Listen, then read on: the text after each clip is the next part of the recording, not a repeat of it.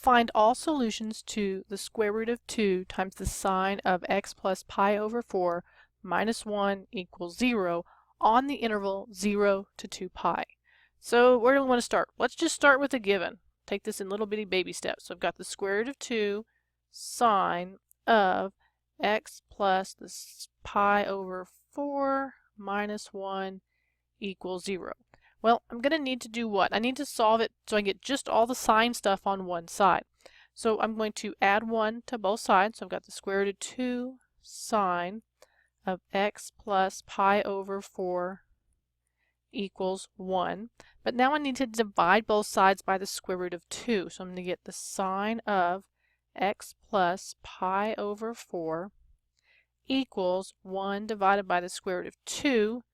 We know we don't like those radicals hanging out, right? So this is going to be the square root of 2 over 2.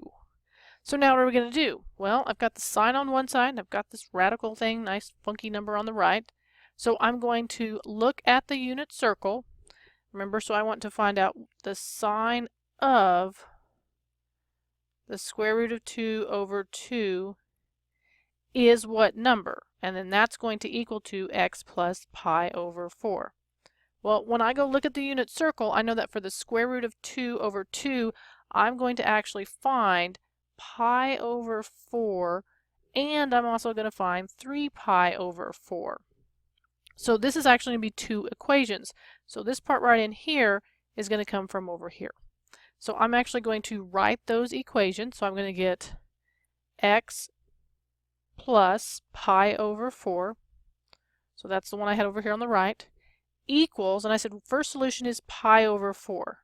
Now I need to multiply that or add to it the period times k. The other option that I'm going to have is have this right hand side x plus pi over 4 equals, now this time we also can get 3 pi over 4 plus the period times k. And remember, k is an integer. So what am I going to do?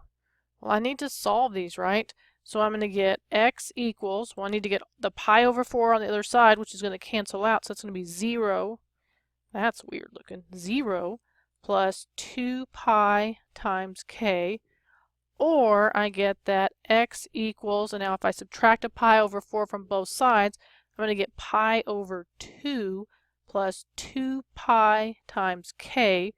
Again, k is an integer.